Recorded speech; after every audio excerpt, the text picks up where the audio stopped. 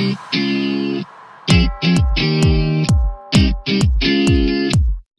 right, welcome back. We're here with our Primetime Power Panel discussing whether or not Filner can actually change his ways and still lead the city like an honorable mayor should.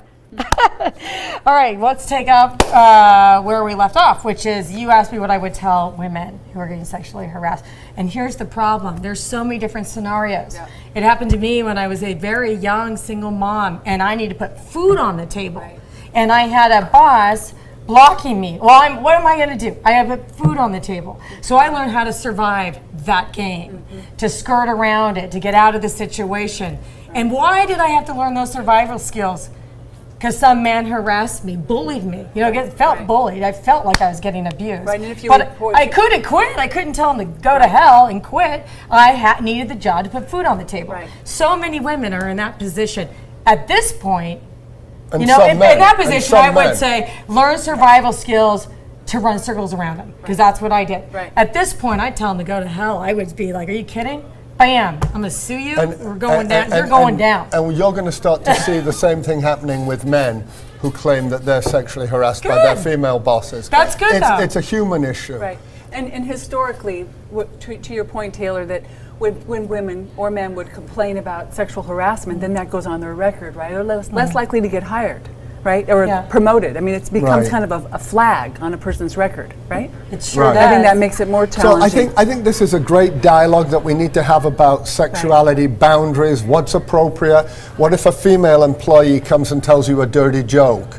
Do you say, I'm sorry, please don't do that? Is that sexual harassment? We should have discussions now about that. So didn't you say, because there is a blurred line, because it goes so many different ways, there's so many variables, women need to feel empowered to say, hey, that kind of talk makes me feel uncomfortable. Do you mind? Please don't talk that way. That should be more socially acceptable. Exactly. Right. You just need to stand up for yourself instead of squirming and be able to speak your mind. Because even I am very affectionate, happy person, right? So I would never want to make anybody feel uncomfortable. That wouldn't be my intent, but it might. So I would want them to tell me if me, you know, touching you like that. Right. So it's assertiveness training, especially for young women, and it's on the job training, so to speak. So they need to have a mentor or somebody that they can speak with, discuss an issue and say, hey, listen, this made me uncomfortable. Am I overreacting, or am I accurate in my perception of this?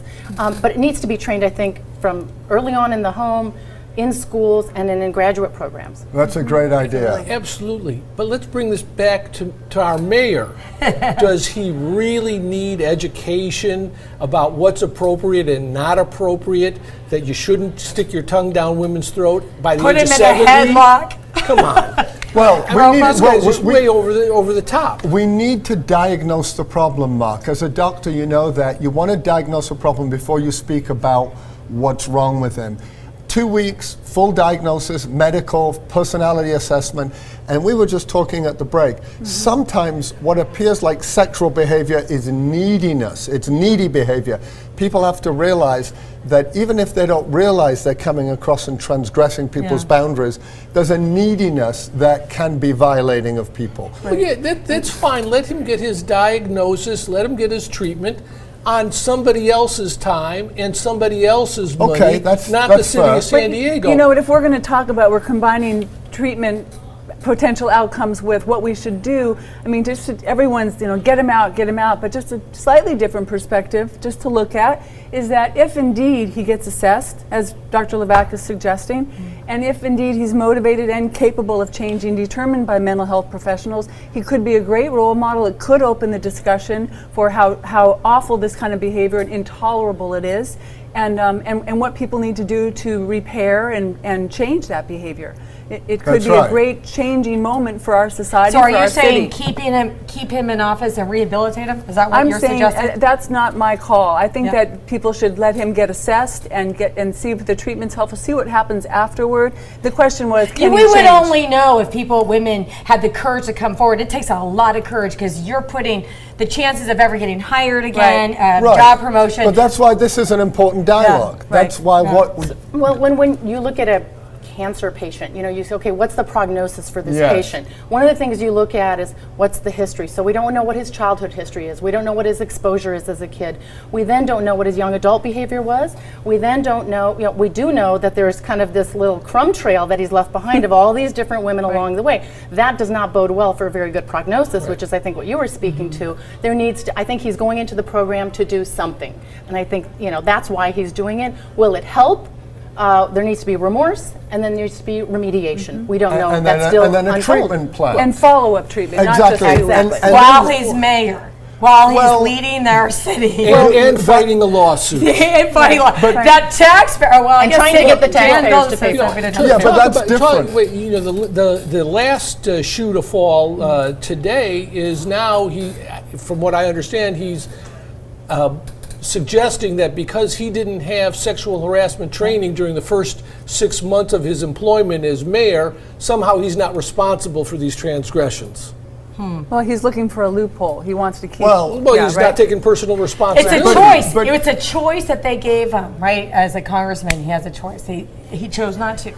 But our discussion as mental health professionals is to try to give the public some idea, because there's lots of people out there who have similar issues. Right. There are loads of sexual problems out there. We want the public to know that if you have issues, interpersonal issues, you can get treatment, there is hope, you can change, and that we're not here to judge you. For Mayor Filner, you as a reporter say, get him out the city, you have every right to do that. Sure, I'm Absolutely. judging him as a mayor, as a man. Yes, go Absolutely. get rehabilitated and then move on with your life and find another career. Great. But I also think all that speaks to do it earlier. If you're seeing any kinds of indications that you have problems yourself or a loved one or Yes. somebody you work with, you know, this is prophylactically do something rather than waiting for, you know, and disaster. these are To 8 hit women that we ground, know yeah. of, lives that have been affected as well. I mean, That's right. I'm more in the same place as Taylor. I have 4 daughters, and my concern for the public welfare and the public health, mental health, it lies with the victims, the daughters, rather than with the perpetrators. Yeah, And- but, and then, then- but as a psychiatrist, you have to think of your patient, the public. Yes, I've had a daughter. I would be outraged if someone harassed her. But we are, in terms of helping the public understand, is there a mental health component? Absolutely, possibly. Well, there's a behavioral Absolutely. component. I was telling our Primetime Power Panel during break that I feel, my opinion is such that if we keep him in office, even if after he gets rehabilitated, if it works, which we wouldn't know unless, you know, people didn't come out and complain, we just really don't know. I think that it's victimizing, again, the victims and all women that have been sexually harassed in the past, but especially his victims. and go on, Mark. At some level, you know, we're medicalizing and psychiatricizing this bad behavior, and in some sense, it victimizes the victims again by kind of excusing the behavior because it's a psychiatric illness. It's not just bad behavior or boorish behavior. You have a mental illness. So, I don't Mark, think that's do you right. remember Patty Hearst? Did we make excuses and for her? Didn't we realize she had the Stockholm syndrome? Are there Well, didn't she go to examples- prison? She did. But she's She not did. a mayor. She wasn't like leading a city. I'm not talking about what should happen to the mayor Right. politically. That's a separate Right, issue. right. Me I'm either. talking about, do we have the right to sit here and say it's just bad behavior, Right. rather than saying that what is the underlying cause? How do we diagnose it? How do we treat it? What are the possible underlying causes? And then what is the treatment option? Because our public deserves to know that there are signs of mental illness that are bad behavior. Kids, teenagers, for example, steal, whereas they're not really criminals, they're often depressed. Or, go on. But I think the point that you're making is we need to compartmentalize this out. Yes. We all agree this is bad behavior. We all agree. I think we all agree that there needs to be some kind of an assessment done of this individual. And we all agree the political aspects of it are separate from Yes. that. Absolutely. Thank you for saying that. Yeah, thank you, Donna. Well said. Well, how can we keep going if we agree? No, but it's so important that, well, no, and I do agree. I don't think that a healthy man would behave in the manner, because it isn't just sexual abuse, it's our harassment. I call it abuse, I don't care.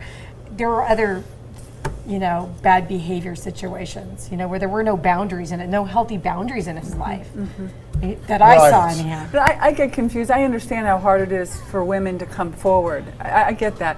But a lot of people have said that he's a jerk to men and women, both, and yet they voted for him. So it confuses me a bit. That drives me crazy. I don't know.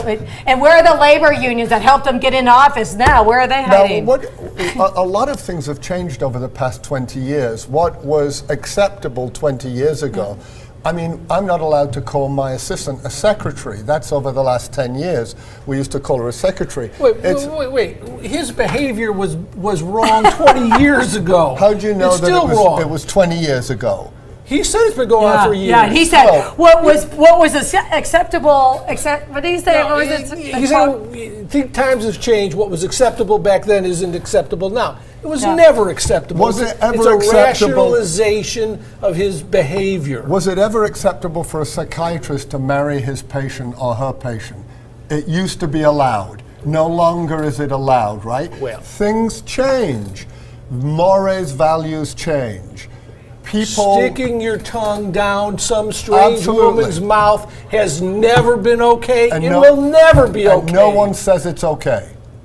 We're trying to understand a human being so that we don't, as professionals, rush to judge him and diagnose him before we've had a full evaluation. If he wants to go get diagnosed, let him go do it. But in the meantime, he's behaving badly. Absolutely. And he's behaving boorishly. Have we heard accountability on his part? I mean, has he said, I'm really sorry, this was terrible behavior? Oh, yeah. He's paid lip service to that. And then in the same breath, he says, well, you didn't give me adequate training. But I wasn't he's trained. blame shifting, and okay, so there's a little bit of this going on. Yes. And he said I was inappropriate, I behaved disrespectfully, I need to change that. So. If he was truly remorseful, he would just step down and say, I'm sorry. Okay. There you go. That's what I would do. I'd feel so ashamed. Me too. I would want to be. Right. But in terms of diagnosing him and talking about can he change, that's separate. Well, I hope he goes to see you, buddy. maybe you could actually make that change. He could probably help All him. right, I want to thank you all for coming, stopping by Primetime, and being a part of our Primetime Power panel. Did you touch me? Was that a good touch? Did I filmer you? I'm so sorry. I have to watch that.